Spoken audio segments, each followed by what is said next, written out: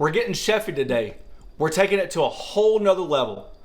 Lobster mac and cheese, it's luxurious, it's buttery, it's creamy, it's layered, it's topped, it's baked. It is fantastic. It's the best thing that we have ever made. We're talking lobster mac and cheese. Recently, we just posted the video on Southern style macaroni and cheese, so we're gonna take a little bit of that information and use it to this. Luscious, delicious, high ticket item on a restaurant menu. It's crazy. But here's my caveat, here's my problem. A lot of times, we get the lobster macaroni and cheese and you feel disappointed. It doesn't feel like it's a combination of flavors. It feels like it's two ideas put together. Typically in a restaurant, when you order lobster macaroni and cheese, I can understand their point. Being in the restaurant business ourselves in the previous past, we understand. You make a big batch of macaroni and cheese, shellfish and allergy, you don't want to mix them two together, so when somebody orders it, you can simply grill or poach a lobster tail, add it to the macaroni and cheese, and serve it. The reality is the flavors just don't marry, they don't pop. There's not like an in-depth of like indulgence. You're paying for it, but you're not getting that just deep flavor of lobster and macaroni and cheese. Today we're gonna change that. Here's the idea. We have smoked lobster tails. They don't have to be smoked, but these are previous lobster tails that we cooked on pellets and pits, and we smoked lobster tails. Absolutely save your shells. Shrimp, lobster, crab, you name it, because it creates a fantastic broth. We mentioned we use these deli containers all the time. I didn't film it. I didn't even know I was gonna make this when I do it, but we always create a stock. We talk about turkey and chicken, rotisserie style leftover. You can create a fantastic stock. Same thing with this. So over the amount of times that we've done shrimp or we've done lobster, you name it, we save the shells and you create a fantastic stock out of that. So we have about a quart of that. Can't have lobster macaroni and cheese without lobsters. Here's the idea. If you have a whole lobster, this is what I would do. There's a lot of people out there that have a plethora, is that the right word? Of lobster available, especially whole. Ironically, we're landlocked. You saw what I saw. We were surprised that our 3 major grocery stores around here no longer carry live lobsters. You had to special order them. And I said, nah, don't worry about it. So if you have fresh lobster, I would use a lobster tail to put in the macaroni and cheese, and I would use the claws to put in the stuffing. We can get to that later. But we have 4 fantastic looking tails, and we're gonna be able to use all of that, shells and all. We're gonna go over the cheese really quickly, and the rest of the stuff will just come together. We have Gruyere, Parmesan, Fontina, and sharp cheddar. The first thing we're gonna do is try to incorporate a lot more flavor. Even though we already have our stock created, we already have those shells, so why not try to make more flavor? And that's what this video is all about.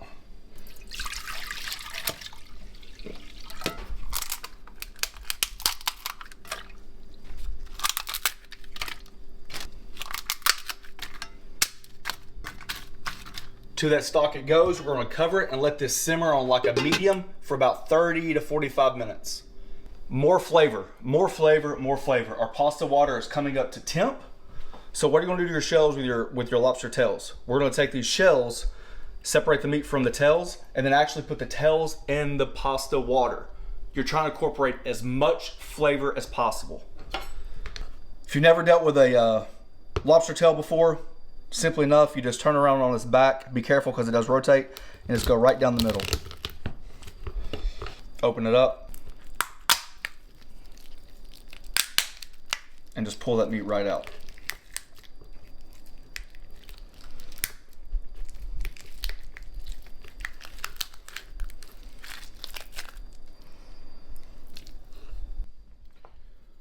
Generous portion of salt for the pasta water. In the shells they go. Same thing, let this go for like a medium heat. Get as much flavor out of there as possible. We're just gonna remove the shells, then add the pasta. Alrighty, nice little update right here. As you can see, our lobster tails are doing what it's supposed to do inside that pasta water. Over here, we're reducing those lobster tails down in that stock. If it's a quart, I'm looking to reduce it down to at least a cup, but I've got the lid on there so it keeps all that flavor in there for now to break down those shells. All right, we have a little prep work to do. We have a shallot, a couple cloves of garlic. We're gonna open up a lemon and some celery.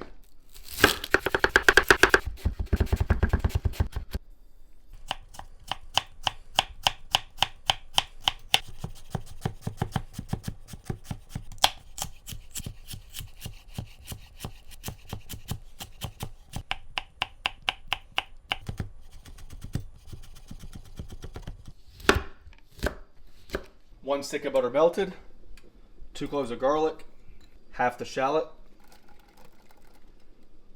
and then we're just going to poach the lobster tails in the butter.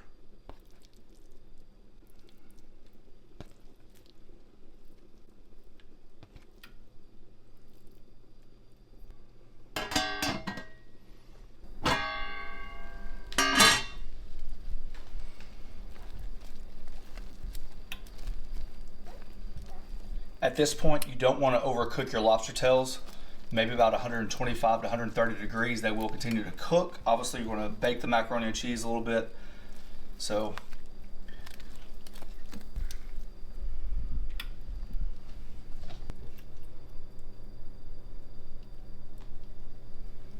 next step is completely up to you. If I was in the restaurant business and I want to make a luscious macaroni and cheese and I had the equipment to do it, I would do this step. If you're at home, you can completely strain this and not worry about the next step. What we're going to do is actually blend the lobster tails into the stock so we can keep reducing that stock. Completely up to you.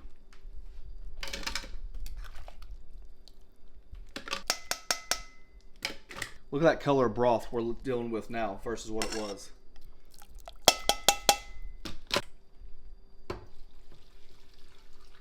If you've never blended anything hot, it's extremely dangerous.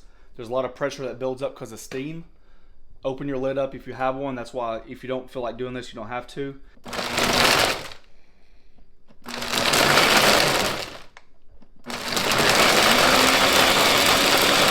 The original pot, a strainer, a little cheesecloth, and you're just going to strain all that inside there. Just let it do its thing. I've taken the shells out and we have quickly strained it, put the pasta water back in, and now that's ready to go. And there's that stock. I mentioned in the earlier part of the video about the topping. My mother-in-law absolutely loves a restaurant called Legal Seafood. She's taken us there sometimes. We've been around them. They're not everywhere, definitely not where we're at. So it's kind of like a luxury. She gets a, what would you call it, stuffed or baked lobster. So you pick out your lobster size, and then you get an option of getting like their quote-unquote house specialty where they stuff it full of stuff, and it's like a rich cracker, buttery seafood stuffing, and then they bake it in the oven. It's just absolutely out of bounds good. I actually like it as well. So this is a rendition, kind of like the idea of like, how do you upgrade your lobster macaroni and cheese?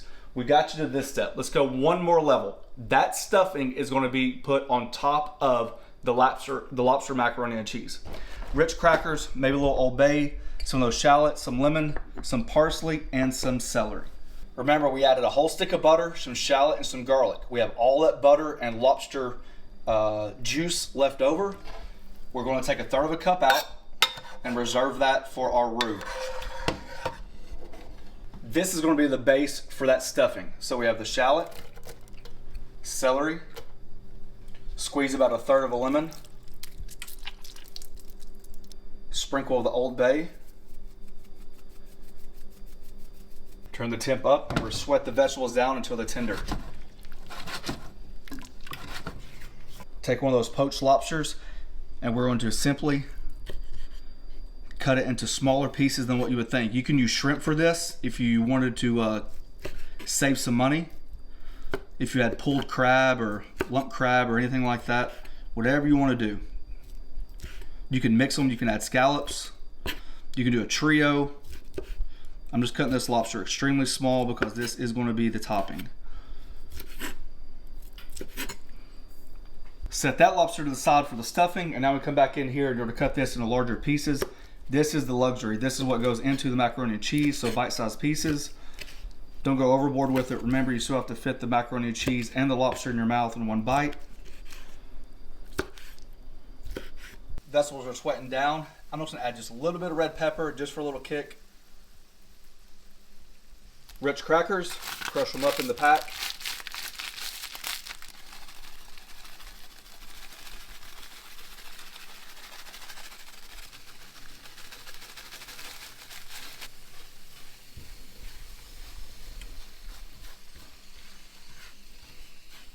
The idea stems from, you see a lot of macaroni and cheeses with, we can actually add just a little bit more. like a panko topping or a breadcrumb topping, and this was the idea behind it.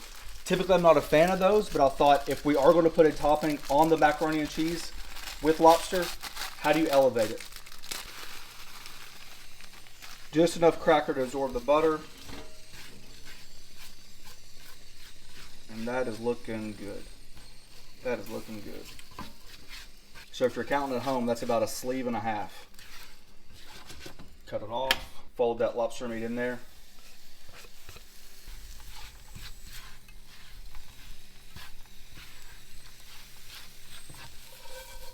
Stuffing's done, it's been off the heat for a minute.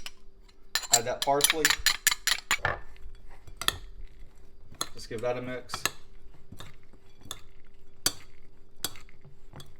Second favorite shell, the first one we used on the first video, the Southern macaroni and cheese. It's like the elbow large and it's got the ribs on the outside.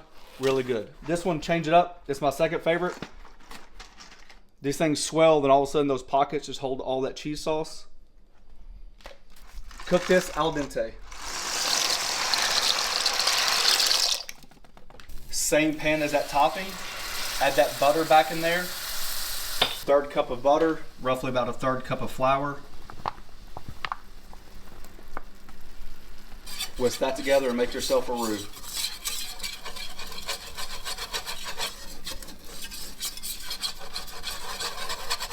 Pulling all that flavor off the bottom from the shallot, the butter, the lobster, the garlic, all that flavor.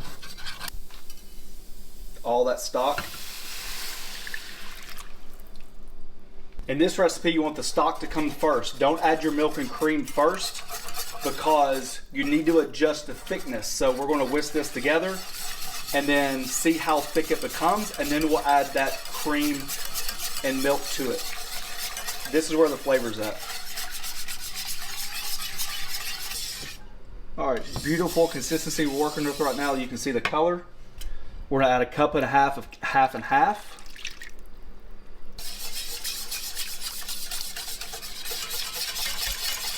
Pasta is almost al dente. I'm actually just going to turn it off, let it sit right there, because we might need some pasta water. Remember, this is also flavored with lobster shells as well. So in the case that you needed to thin out your sauce after you add the cheese, you can add your milk, you can add cream, or you can add this. You see what kind of consistency we're working with? This cheese will thicken this up, so you want to start with a looser base. We're gonna add about half of the cheese mix. This is that Gruyere, Fontina, Parmesan, and sharp cheddar. Notice I haven't seasoned it yet. Let's wait till all those cheeses get in there before we adjust for the salt level. You want to turn your stove down a little bit. You don't want this to be too hot. That's how your cheese sauce breaks.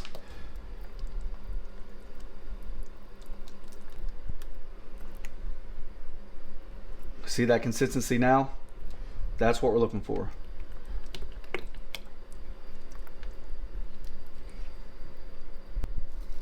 Touch of black pepper. Honestly, white pepper would probably be the better choice. Pinch of salt. Dash of Old Bay.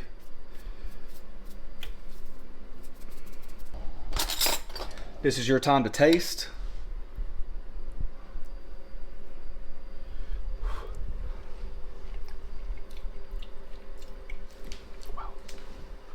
You know, it almost has it almost mimics a bisque.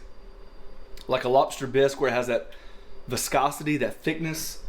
You get that Parmesan cheese cutting through there with that nuttiness.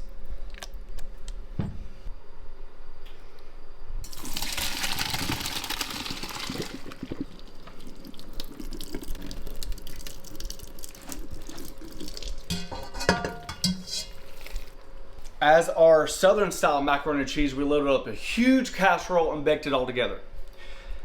If you plan on making this, and you're making this large a batch, and you're like, hey, it's only me and the wife, or we only want it in smaller portions because somebody else doesn't like seafood, I completely understand. We're gonna create 2 casserole dishes and bake them off for us. The rest of it you can store one or 2 ways. You can actually make the whole thing, and then like I would refrigerate it, not bake it, just refrigerate it, allow that cheese sauce to set up, and then you can portion it out, plastic wrap it, freeze it, and then when it's time to use, you can do that. Reheat on low.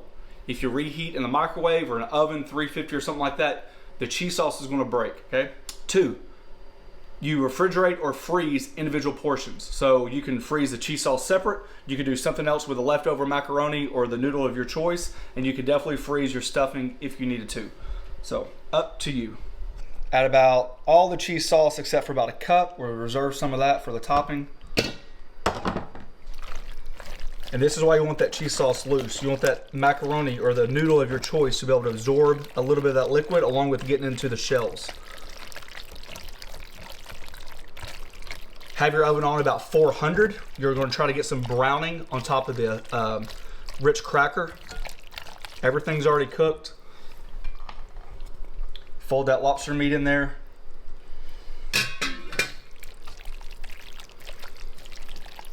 God, this smells so good. Mm-hmm.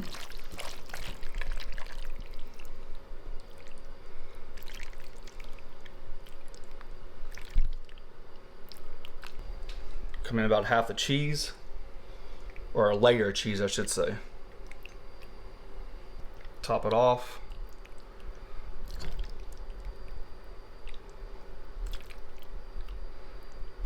A little bit more of that cheese sauce. A little bit more cheese.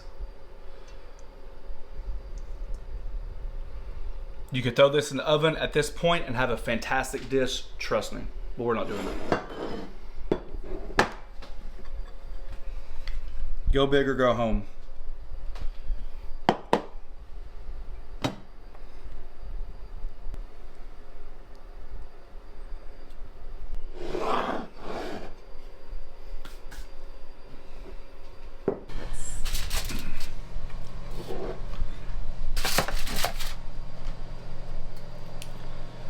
One last dusting, just a touch of Old Bay, not a lot. Little goes a long way. This little pop the zing. In the oven it goes, 400 until the tops are browned.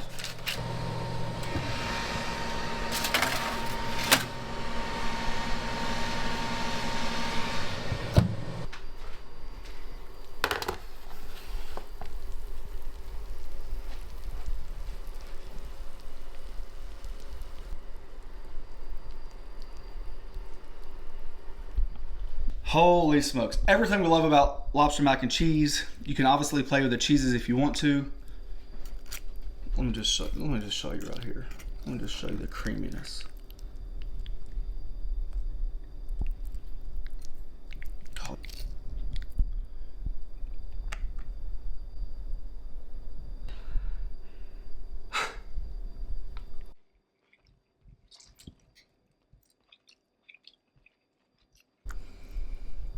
I know it sounds crazy.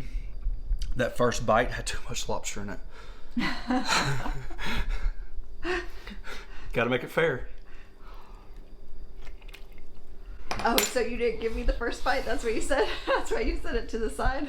Sometimes you gotta step out of your comfort zone to try something different. Sometimes to make something fantastic, it takes a little longer. Sometimes you gotta use an equipment in your kitchen that typically you would not use. This is one of those dishes. Holidays around the corner. Valentines is right around the corner. To surprise your significant other with something as good as this is absolutely mind-blowing. Words cannot describe. So we've eaten it like before. I just could not try it. You guys know I criticize myself all the time. We always can do better. I think it's a 10 out of 10. The Ritz cracker stuffing on top, just a little crunch. It's buttery. It's velvety from the cheese sauce. Look at that pull. The lemon just gives a little zang. The Old Bay gives a little pop. I cannot stress this enough. Highly recommend, especially if you like seafood. Like I said, you can actually substitute the lobster. If you want to go a different route, you can add different types of seafoods. You can make it a trio. You can do shrimp. That is super good. You know I'm not a mac and cheese girl, but that is dang good. Decadent, rich, luxurious, buttery, salty, sweet from the lobster. I mean, it hits every note you could possibly imagine. There we go. Lobster mac and cheese done my way. Hope you guys enjoyed the ride. I gotta be honest, I cannot believe how good it is. I can't. I put a lot of effort in this one. Find us on Instagram, find us on Facebook. More importantly, there's a join button down below. It's a membership program. We thank each and every one of you for taking time for doing so. Last but not least, thanks for watching. Don't forget to press that subscribe button, pound the notification button, share with your friends. Peace. You know what would go good with this? Chocolate creme brulee.